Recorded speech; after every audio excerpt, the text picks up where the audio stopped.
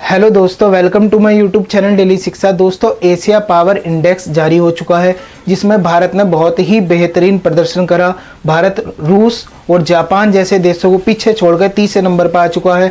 इस इंडेक्स में टॉप किसने करा, इस इंडेक्स को जारी कौन करता, एक एक करके सारी चीज़ें अच्छे से कवर करेंगे क्योंकि इस इंडेक्स से अब आने वाले एग्जाम में बहुत ज़्यादा प्रश्न बनने वाले हैं क्योंकि ये आजकल बहुत ज़्यादा ट्रेंड कर रहा है और तुम्हें पता जो चीज़ ट्रेंडिंग में होती है उससे तो प्रश्न पूछ ले जाते हैं। तो चलो लेक्चर की शुरुआत करते हैं।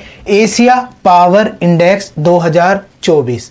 एशिया पावर इंडेक्स, नाम क्या है इंडेक्स का? Asia power index. इसे जारी कौन करता? लोवी इंस्टीट्यूट थिंक टैंक जारी करता। ये ऑस्ट्रेलिया के अंदर एक थिंक टैंक है जिसका नाम है लोवी इंस्टीट्यूट थिंक टैंक, जो इसे एशिया पावर इंडेक्स को जारी करता। तो मैं नाम से ही पता चल रहा होगा कि यहाँ पे बात किसकी हो रही, एशिया महाद्वीप की हो रही कि एशिया महाद्वीप में कौन सबसे ज्यादा ताकतवर है, कौन कितना ताकतवर है, कौन कमजोर है, सारी चीजें इसमें ही बताने वाले हैं। तो देखो, इस इंडेक्स में टोटल जो देश लिए गए वो लिए गए कितने? 27 देश। कितने? 27 देश लिए गए। और ये जो एशिया पावर इंडेक्स है ये पिछले 6 साल से जारी हो रहा है, यानी कि 2018 से ये जारी करा जा रहा हर साल। तो याद रखना, सालाना जारी होता। कब से जारी करा जा रहा है? ये 2018 से। एक एग्जाम में यहीं से प्रश्न पूछ लेगा कि कितने देश थे? 27। कब से जारी करा जाता? 2018 से। अब देखो, इसमें सबसे टॉप किसने करा? एशिया पावर इंडेक्स में सबसे पहले स्थान पर कौन है? तो वो है अमेरिका। दूसरे नंबर पर कौन आता? वो आता चीन। तीसरे नंबर पर कौन आता? भारत। मैंने बताया ना अभी, भारत ने क्या करा, जापान और रूस को पीछे छोड़ दिया और तीसरे नंबर पर आकर बैठ गया। और देखो, चौथे नंबर पर जापान है, पांचवें नंबर पर ऑस्ट्रेलिया है, छठे नंबर पे रूस आता। तो रूस कौन से स्थान पर पहुंच गया? छठे नंबर पे। और जो हमारा पड़ोसी देश है, हमारा चहीता पाकिस्तान, वो 16वें नंबर पे बैठा। और अगर मैं बात करूं तुमसे 27 देश है टोटल, तो पहले पे तो अमेरिका हो गया। 27वें नंबर पे कौन है, यानी कि सबसे नीचे कौन है? तो वो है पपुआ न्यू गिनी। तो याद रखना, इससे भी पेपर में प्रश्न पूछ लिया जाता है कि सबसे नीचे कौन था इसमें। तो पपुआ न्यू गिनी कुछ ऐसा करके नाम है देश का, समझ गए होंगे तुम। देखो, इस अब ये तो हो गया रैंकिंग के हिसाब से। अब तुमसे पूछ ले, ये भी पूछ लेगा कि इस रैंक में यूएसए को कितने नंबर मिले। तो अमेरिका को टोटल 81.7 नंबर मिले, चीन को 72.7 और भारत को 39.1। तुम देखो डिफरेंस, देखो यहाँ पर चीन को कितने मिले? 72.7 और भारत को कितने मिले? 39.1। तो कितना भी डिफरेंस है भारत और चीन के बीच में या भारत और अमेरिका के बीच में। अभी भारत को और मेहनत करनी पड़ेगी इस इंडेक्स में टॉप करने के लिए। जापान को 38.9 मिले, तो ज्यादा अंतर नहीं है। ऑस्ट्रेलिया है, फिर ये रूस, फिर पाकिस्तान है। जो सबसे नीचे है, जो न्यू गिनिया देश है, उसे टोटल 4 अंक मिले। तो ये याद रखना, ये पेपर में प्रश्न पूछ ले जाता। देखो, पैरामीटर क्या थे, किस आधार पर इन्होंने रैंकिंग बनाकर तैयार कर दी, ये तो बताओ।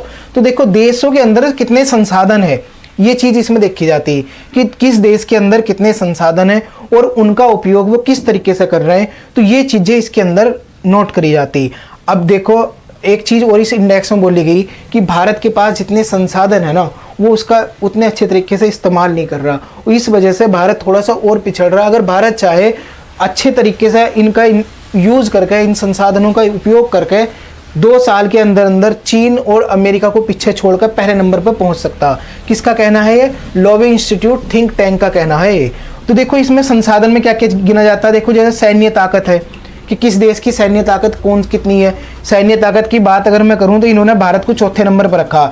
एशिया के अंदर चौथे नंबर पर आए हमारी सैन्य ताकत इस रिपोर्ट, इस इंडेक्स के अनुसार। सांस्कृतिक प्रभाव देखते हैं, इसमें भी हमारा चौथा स्थान है। आर्थिक क्षमता कितनी है हमारे देश की, या जो इसमें रैंकिंग में शामिल है उनकी आर्थिक क्षमता कितनी, ये इसमें देखते हैं। तो चौथे स्थान पर रखा भारत को इसमें।